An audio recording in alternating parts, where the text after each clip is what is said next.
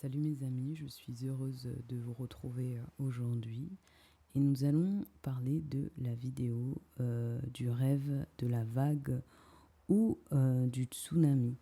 Tout d'abord, on va faire un petit point sur l'étymologie de ces mots-là. Je trouve que c'est intéressant. J'essaierai de le faire dans les prochaines vidéos. Donc la vague, donc qui vient du latin vulgaris ou vaca, je ne sais pas comment ça se prononce, et vulgus. Donc c'était assez intéressant parce que finalement vulgaris, ça vient comme vous l'entendez aussi du mot vulgaire. Il me semble que ces mots ont un peu la même origine qui décrit vulgus, hein, la foule. Donc c'est très intéressant. Donc on a aussi, dans ce rêve, si nous le prenons sous le prisme de la vague, nous pouvons voir aussi la définition du mot vague. Ça peut nous renvoyer à cette définition-là, ou le principe du mouvement tout simplement dans la vague, hein. Donc finalement, le mot vague tire son origine de son mouvement. Et étonnamment, il n'y a pas de rapport ici avec l'eau directement. Et ensuite, pour le mot tsunami, nous verrons, donc par rapport au japonais, donc tsu qui est le port et nami qui est la vague.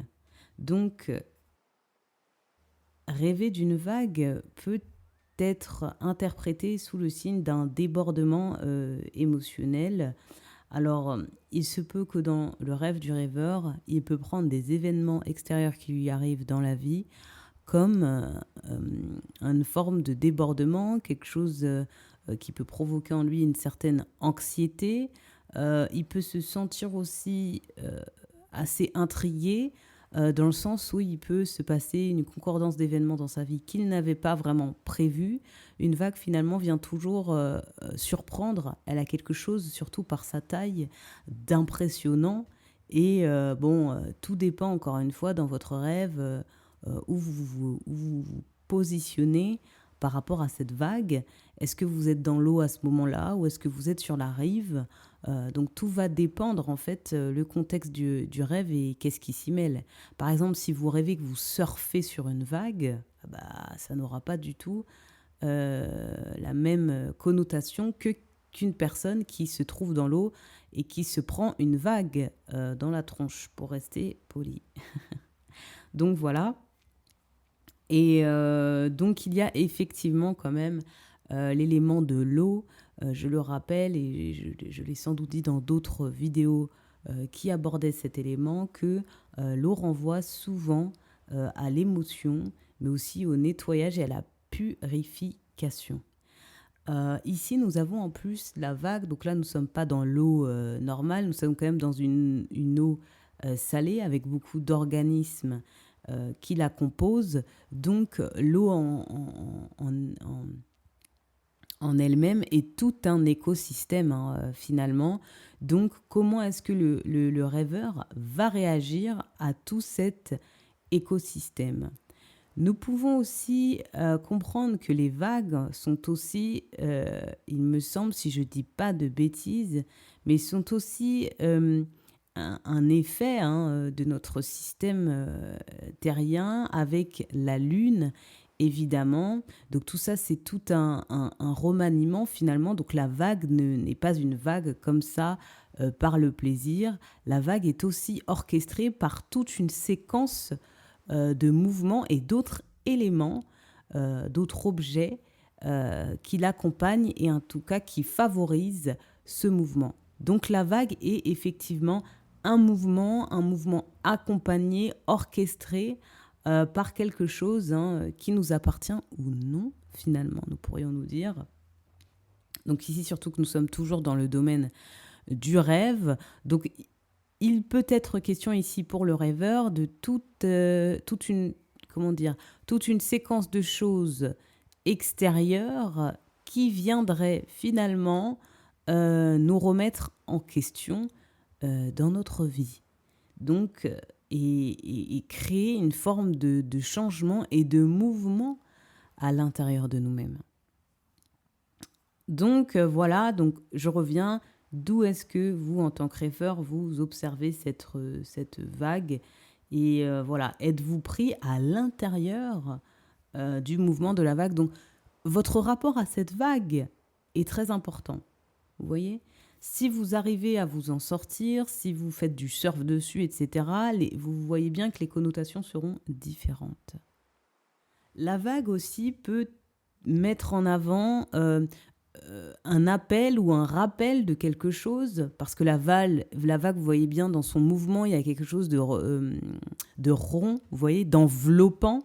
Donc, dans quoi est-ce qu'on est enveloppé finalement? Qu'est-ce qui nous est renvoyé? La vague aussi est connue pour renvoyer des choses sur la rive, avec les mouvements, enfin, la mer en général, nous ramène des choses. Donc ici, on peut se demander qu'est-ce qui nous est ramené. Et dans la vague, on ne voit pas trop ce qui se passe réellement. Vous voyez, une vague, ça se décompose et puis vous avez souvent un petit peu de l'eau comme ça qui éclabousse partout, qui s'éparpille, vous voyez. Et donc, la vague peut nous déposer un sentiment de vague. Et quand nous la voyons aussi au loin, cette vague, elle peut nous paraître pas si grosse. C'est quand elle s'approche finalement, quand elle va éclater sur les rivages ou sur les rochers, que nous allons nous rendre compte de l'impact de sa force, de sa force de bouleversement et de sa capacité à changer les choses. Donc ici, ce sentiment vague peut venir nous interpeller sur des événements dans notre vie avec un certain effet domino, si l'on peut dire, qui va renverser en fait pas mal de pôles dans notre vie et comment nous, au sein de ce rêve-là, comment est-ce que nous positionnons et ça peut avertir aussi, comme ces vagues, d'un élément que nous ne prenons pas totalement en conscience. Nous ne conscientisons pas à quel point certains événements ou certaines émotions qui nous reviennent à la surface pourront finalement bouleverser toute notre vie, en fin de compte. Vous voyez, là, il y a quand même une sortie de routine dans la vague. Pour le tsunami, donc là, on est sur quelque chose qui est beaucoup plus important, mais j'ai voulu faire ces deux sujets ensemble parce que, évidemment, ils ont des points communs. Donc, on reprend effectivement tout ce qu'on a pu dire auparavant sur la vague et nous allons rajouter finalement des éléments. Donc, le tsunami, quand on y pense, à quoi ça nous renvoie directement? Évidemment, le tsunami va nous rappeler la catastrophe. Donc là, nous sommes plus dans une conséquence. Quand on parle du tsunami, on va plus s'attarder aux conséquences que la vague, que le raz-de-marée aura créé dans notre environnement. C'est ça qui est intéressant, c'est que là, on va plus s'attarder à l'environnement. Comment est-ce que cette vague, quand elle est arrivée, en finalité, qu'est-ce qu'elle a pu déconstruire totalement de nous-mêmes? Et il peut avoir une forme de fatalité dans cet instant-là et un rappel à la mort de quelque chose, à une destruction, et aussi qui n'a pas été voulue, parce qu'elle vient briser quelque chose qui, au début, continuait à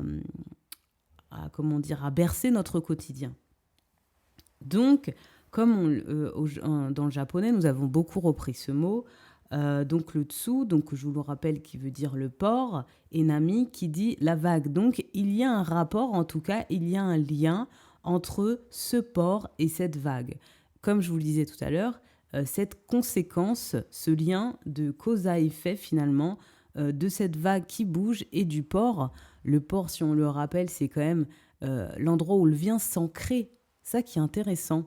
Le port, c'est l'endroit où on vient s'ancrer, c'est là où les bateaux arrivent, c'est là où on accueille quelque chose. Donc ici, on vient avec une vague qui vient brutaliser l'accueil, brutaliser ce port. Donc il y a quelque chose qui n'a pas pu être accueilli, ou en tout cas quelque chose est venu à l'encontre de nous-mêmes et de ce qu'on était prêt à accueillir. Vous voyez ? Donc, en vieux norrois, on a Ra, je ne sais pas comment ça se prononce, Ras, bon voilà, raz-de-marée, Ras, je ne sais pas du tout la prononciation, c'est assez drôle. Donc ça vient d'ici au niveau du mot, et en tout cas de son origine, ça viendrait d'ici. Donc en fin de compte, donc, le raz-de-marée, donc moi, les phrases en tout cas que ça a pu m'inspirer, c'est quand l'intériorité dépeuple notre monde extérieur ou quand la vague émotionnelle fait irruption dans le port. Donc finalement, nous avons, comme je vous le disais, une forme de reset, mais ici destruction pour reconstruire. Alors, pourquoi pour reconstruire? Parce que la destruction d'un tsunami, d'un épisode de raz-de-marée, va nous obliger à reconstruire, puisque là, on parle bien de toutes les bases solides qui ont été construites, les choses utiles sur lesquelles on se tenait, sont complètement détruites à néant. Généralement, les tsunamis ne laissent pas grand-chose, hein, sauf, et ça c'est ce qui est intéressant, le tsunami ne pourra pas détruire ce que vous avez construit de plus solide ou ce que vous avez anticipé par rapport au phénomène instable de la vie. Vous voyez? Donc il y a des pays qui sont très organisés pour ce type d'événement et donc du coup ils ont des constructions très solides ou du moins adaptées à l'ampleur de ces phénomènes. Donc ici, ce tsunami dans votre rêve pourra vous remettre en question sur qu'est-ce que j'ai construit de solide dans ma vie et de tangible, vous voyez? Et qu'est-ce qui n'a pas tenu finalement? Qu'est-ce qui n'était pas prêt? Qu'est-ce qui a été peut-être même... où est-ce que vous vous êtes illusionné dans les bases que vous aviez cru construire dans votre vie? Et ici, le tsunami va faire écrouler tout ce qui est superficiel et tout ce qui ne tient pas parce que c'est la force de la vie et de la nature. Donc, ce rêve en lui-même peut vous remettre en question sur ces choses-là. Et il est très important dans ces rêves de tsunami, regardez dans ce rêve que vous vivez et qui peut être difficile à vivre ou pas, hein, selon le rêveur, mais avec quoi vous êtes dans ce tsunami? Est-ce qu'il y a des éléments, des figures, des personnages qui sont là? Qu'est-ce que ces personnages vous disent? Quelles sont leurs tenues? S'il y a des objets sur lesquels vous accrochez un bâton, qu'est-ce qu'ils représentent pour vous en tant que rêveur? Donc ça peut vraiment être intéressant de vous poser des questions là-dessus. Donc nous sommes bien ici avec le rêve du tsunami sur un nouveau départ forcé. Ah oui, nous sommes dans un nouveau départ forcé. Donc comment est-ce que on va accueillir ce nouveau départ forcé? Évidemment, ici encore, beaucoup de questionnements sur tout ce qui est la résilience et l'acceptation des événements et des phénomènes dans notre vie que nous ne pouvons pas contrôler, parce qu'il est bien question de ça ici. Que ce soit une vague ou un tsunami, pouvons-nous contrôler les éléments? Non. Nous pouvons seulement soit reconstruire pour nous adapter, ou comme le surfeur ou le nageur, vous voyez, faire avec nos outils pour pouvoir vivre avec les éléments. Donc ça nous rappelle à comment est-ce que je vis avec le tout, malgré les aléas de la vie et les tempêtes, etc., etc. Donc, ici, voilà, comme je vous le disais dans cette adaptation, donc, est-ce que je me laisse ou pas emporter par les eaux? Et effectivement, j'ai fait un petit jeu de mots avec les eaux, bon, voilà, le squelette. Donc, effectivement, on pourrait se dire qu'ici, dans tout ce qu'on dit, c'est assez antagoniste, mais en même temps, il y a un renvoi, évidemment, comme je vous le disais, les eaux et les eaux. Les eaux appellent les eaux, vous voyez? Donc, les constructions, toute la remise en question par rapport aux bases solides, sur quoi reposent mes structures, hein, voilà, vous voyez? C'est de ça qu'on va parler ici. Sur quoi reposent mes structures de vie? Sur quoi est-ce que j'ai construit ma vie? Sur quoi est-ce que je m'ancre? Et là, nous sommes plus sur un versant, comme vous voyez, on est moins sur un versant, je veux dire, du matériel que de notre force intérieure. Vous voyez, c'est vraiment de notre force intérieure dont il va être question, nos repères, nos bases émotionnelles, notre développement personnel entier. Voilà. Donc, je pense que c'est bon pour moi aujourd'hui. Je suis ravie de vous avoir fait cette vidéo qui m'a vraiment inspirée. Je dois dire, j'ai vraiment pris plaisir. C'est toujours un plaisir aussi de vous avoir avec moi, ceux qui écoutent mes vidéos, hein, vraiment. Si vous voulez approfondir avec un atelier des rêves, donc voilà, vous savez où vous me trouvez. Généralement, maintenant, là, je laisse toujours le lien pour me contacter en bas dans la barre de recherche. Et voilà, continuez à parcourir la chaîne et puis à visiter d'autres sujets de rêve. Je vous embrasse fort et à la prochaine fois. Bisous.